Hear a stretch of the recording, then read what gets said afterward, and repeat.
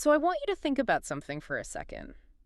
Think about a persistent dream, or maybe just this really quiet inner nudge that you have been actively ignoring. Oh, yeah. We all have one. Right. You know the one. It's that tiny voice that kind of pipes up when you're stuck in traffic or, right before you fall asleep, whispering that maybe you're meant to be doing something else. Something more. Exactly, something more. And usually we just swat that thought away like a mosquito, right? We drown it out with music, or we tell ourselves to, I don't know, grow up and be realistic. Yeah, that's the default. But what if that quiet little nudge isn't just a random distraction? What if it is actually like the most important piece of information you possess? I mean, that is a very confronting thought for a lot of us.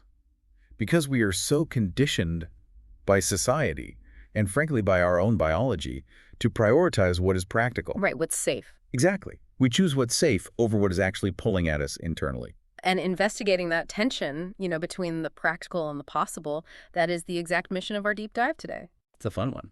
It is.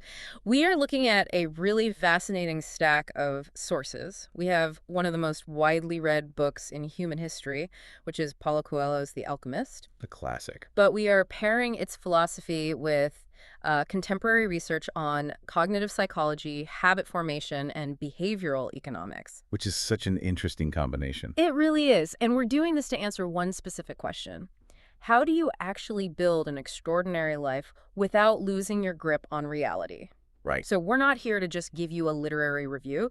We are treating these materials as a practical toolkit to help you, restructure your mindset, sharpen your intuition, metabolize your fear, and ultimately find very real clarity in your life and your finances. Which is a pretty ambitious mission, I gotta say. Yeah. And I think we need to validate a little skepticism right out of the gate here. Oh, absolutely. Because when you start throwing around terms like destiny or finding your purpose, the analytical brain immediately throws up red flags. It sounds kind of woo-woo. It does. It sounds incredibly lofty, like a bit too mystical for a Tuesday morning commute, Right.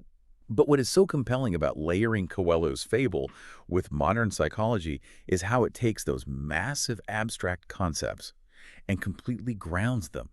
It moves destiny out of the clouds and explains the literal neurology of how it plays out on your calendar. Okay, so let's unpack this from the very beginning. The central thesis we are looking at is the idea that every single person has what Coelho calls a personal legend. Yes. Basically, a unique destiny or a specific purpose that life is calling you to fulfill. And the philosophy argues that these dreams we have aren't just, random neurological misfires. They're signals. Right, they are deeply important signals from the soul. So if everyone has this internal beacon, why on earth is our default setting to completely ignore it? Well, it fundamentally comes down to biological friction. Yeah. We are working against our own evolutionary hardwiring here. Really? How so? The three massive roadblocks identified in the sources are fear, doubt, and the opinions of others. You have to remember that human beings are deeply social creatures. Right, tribal. Exactly. For tens of thousands of years, survival meant staying with the herd.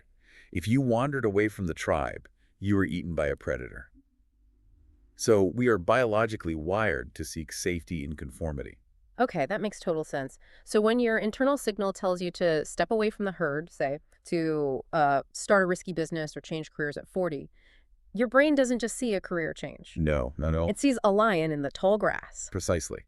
The brain interprets unconventional ambition as a literal threat to your survival. Wow. So the doubt creeps in, the amygdala fires up the anxiety, and the fear of what other people will think becomes significantly louder than that internal nudge. I always picture it like driving a car full of highly anxious backseat drivers. That's a great way to put it. Like, ignoring your personal legend is like constantly muting your GPS when it tells you to reroute, simply because all the passengers in your car are screaming that they don't recognize the neighborhood. Oh, yeah. You know the highway ahead is deadlocked. Your internal GPS knows it's deadlocked, but you stay on the highway anyway, just to keep the people in the backseat quiet. Because it feels safer in the moment. Right.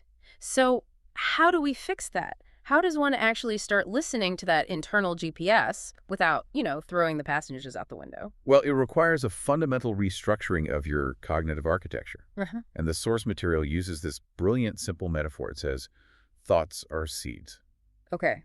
Thoughts are seeds. Yeah. When you decide to follow that internal nudge, you have to consciously stop planting seeds of doubt and start planting seeds of possibility. Okay. But let's look at why that actually works neurologically, because it ties directly into what psychologists call the reticular activating system, the Mhm. RAS. Right, the RAS. This is the network of neurons at the base of your brain that acts as a filter, correct? Exactly. At any given second, your brain is being bombarded by millions of bits of information. Sights, sounds, data. Just constant noise. Right. And if you processed all of it, your brain would short circuit. So your RAS filters out 99% of it and only lets in what it deems important. And how does it know what's important? It bases it on what you focus on. So when you align your mindset with your personal legend, when you plant those seeds of possibility, you are literally programming your reticular activating system to look for pathways. Oh, wow. Suddenly, your mind begins to find opportunities, solutions, and connections that were physically invisible to you yesterday. It's the red car phenomenon. Yes. Like when you decide you want to buy a red car, suddenly you see red cars on every single street corner. They're always there. Right, they were always there. Your brain was just filtering them out as irrelevant data until you made them the focus. That is exactly it. And this philosophy argues that when your mindset aligns with your purpose, a whole cascade of benefits falls into place because of this new filtering system. Like what kind of benefits? Well, you break your limiting beliefs because you are finally noticing evidence that contradicts them. You build genuine confidence because you are spotting small wins. Makes sense. You overcome obstacles because your brain is actively scanning for the detour instead of just, staring blankly at the roadblock. It literally gives your life direction. Which is a perfect segue into how we actually navigate that direction on a daily basis. Right? Because if our brain is suddenly letting in all these new pathways and opportunities, how do we choose the right one? The materials place a massive emphasis on listening to your heart and leaning into intuition. They do. But wait, let me stop you right there. I have to push back hard on this on behalf of our highly analytical listeners. Please do. Because we live in a world that is obsessed with data. I mean, we use spreadsheets, key performance indicators, predictive analytics. Are we honestly saying logic is useless here? Not at all. Because advising someone to make massive, life-altering financial or career choices based on a gut feeling seems reckless. It sounds like a fast track to ruin, honestly. I completely understand that pushback. And it is a vital question. But we have to reframe what intuition actually is. Okay, how so? The philosophy we are examining doesn't present intuition as some mystical force that opposes logic. Rather, it acts as an internal supercomputer that knows the direction when your logical mind is utterly overwhelmed by missing variables. Ah, okay. Logic is fantastic when you have a complete data set. But let's be real, life rarely gives you all the data. So what exactly is the gut feeling if it isn't just, an emotional whim? In cognitive psychology, it's often referred to as thin slicing, or subconscious pattern recognition. Thin slicing. Yeah. Your brain is essentially a massive predictive engine. Throughout your entire life, you've collected millions of experiences, micro-expressions, and outcomes. Right, just hoarding data. Exactly. So when you encounter a complex problem, your conscious mind tries to work through it step by step, which is slow. But your subconscious mind scans your entire lifetime of data in a fraction of a second. Wow. It recognizes a pattern and then sends a physical sensation to your body, a tight chest, a sinking stomach, or maybe a sudden feeling of lightness. And that's intuition. That is your intuition. Yeah. It is highly compressed data synthesizing faster than your conscious mind can even process it. That is fascinating. So it's not about throwing away the spreadsheet. It's about relying on that subconscious pattern recognition when the spreadsheet is blank. Precisely.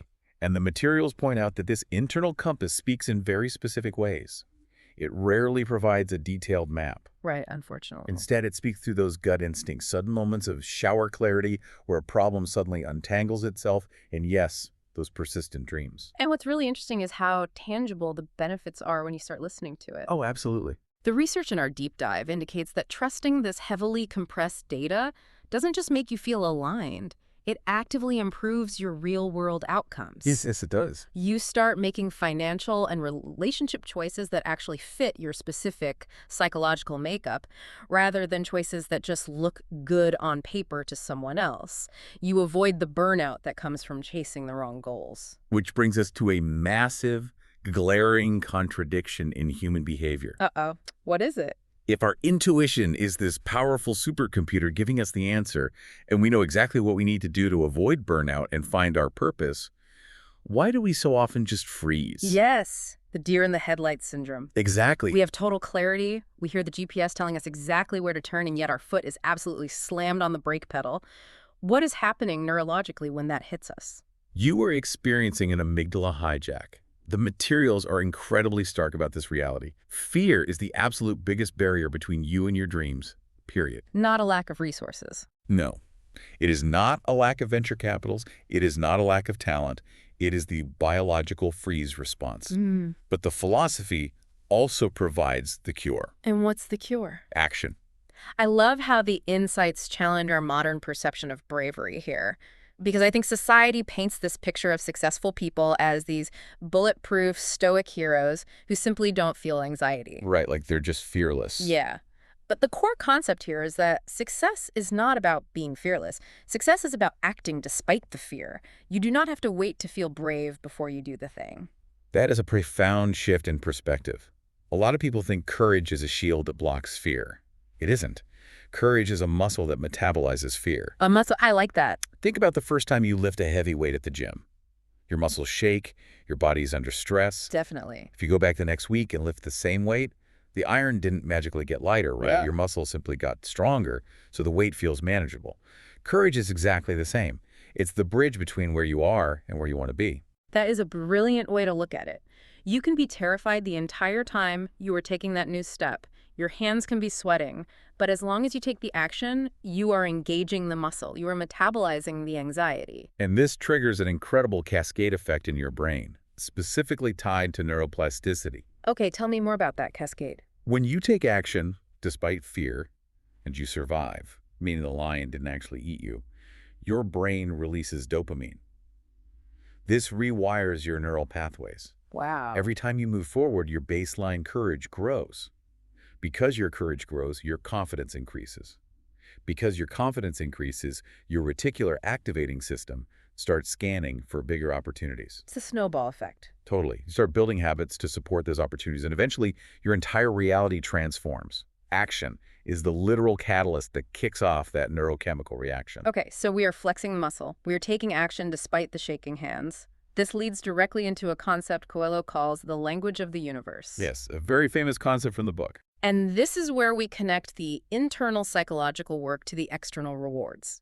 The claim is that when you commit to your goals, the universe actively supports you. It starts opening doors, bringing you the right people, the right ideas, and genuine financial opportunities. It is a bold, beautiful claim.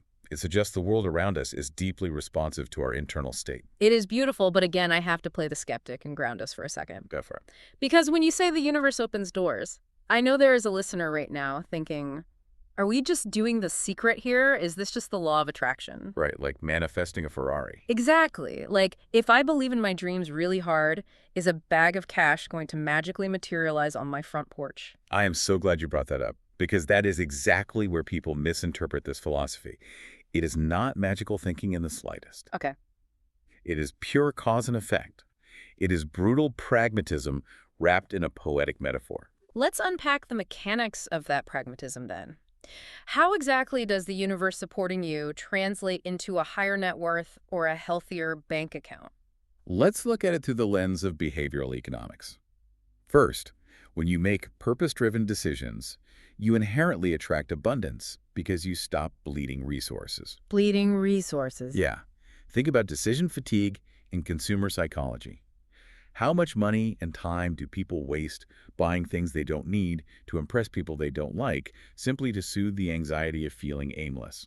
Oh, wow. The leaky bucket of trying to buy an identity. Exactly. When you know your personal legend, that leaky bucket gets plugged.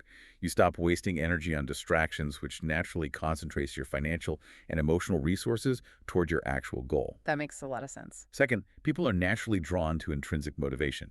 When you're deeply aligned with your purpose, you become highly specialized and passionate. And people want to be around that.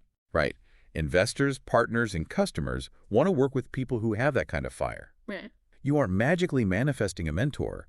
Your specialized focus is making you a highly attractive asset to them. So the universe isn't handing you a winning lottery ticket. The takeaway is that your financial journey improves because your psychology improves. You are actively changing the way you assess risk, manage resources, and interact with other people. Precisely. You also develop the discipline to delay gratification. You have to have the discipline to push through fear every day, and that same discipline is what builds long-term wealth through compounding habits. So it's all connected. Completely. If you don't truly believe in the seed you planted, you won't water it when it gets boring, and it will never yield a crop.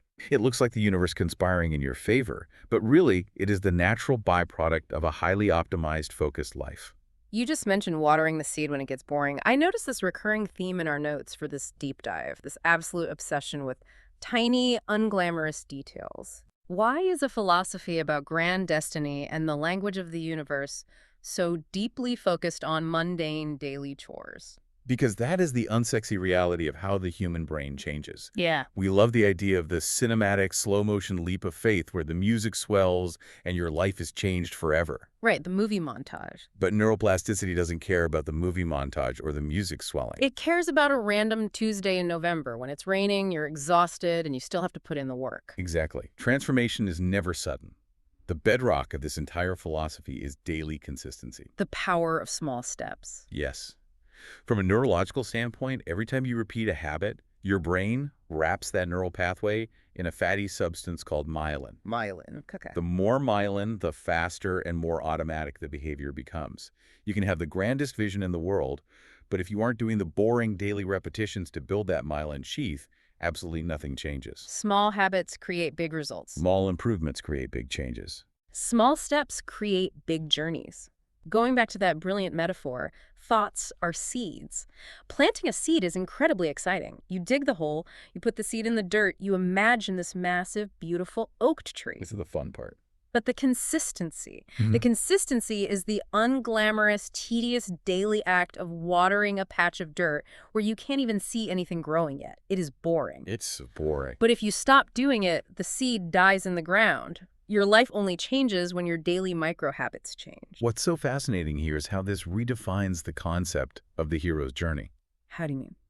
Well, the hero isn't just the person who slays the dragon in a blaze of glory. The hero is the person who wakes up every single day and commits to the small, mundane, highly repetitive tasks that slowly, inevitably build their legend. I love that. So to bring all of this home for you listening right now, your mission, based on the combined wisdom of this incredible fable in modern cognitive science, is a daily one. You are being asked to identify that quiet inner nudge, your personal legend, and follow it with real intention. You need to program your reticular activating system by planting seeds of possibility, not doubt. That's step one. And you have to trust that subconscious supercomputer of your intuition, especially when the spreadsheet doesn't have all the answers. Right. You must take action, engaging the muscle of courage despite the presence of fear. You have to build the unsexy, daily, myelinated habits that support your purpose. The boring watering. Exactly. And finally, you have to realize that as you do these things, the world will respond. Not through magic, but through the powerful cause and effect of a focused, disciplined mind. Your dreams deeply matter. Your journey deeply matter. And your transformation begins today with just one incredibly small step. And as we wrap up here, I want to leave you with one final thought to explore on your own. Okay, let's hear it. We've talked so much today about finding and following your one personal legend. It is often framed as a singular final destination. But as you grow, as you metabolize fear, and as you change your daily habits, does your personal legend evolve with you? Oh, that's interesting. What if fulfilling one legend isn't the end of the story, but simply the prerequisite for unlocking the next bigger one? It's something to think about as you water that patch of dirt today. I absolutely love that. A never-ending journey of unfolding legends. Well, thank you so much for joining us on this deep dive. The next time you feel that persistent dream, that quiet inner nudge while you're stuck in traffic, don't turn on the radio to drown it out. Turn the volume up, listen to the reroute. It might just be the most important direction you ever take.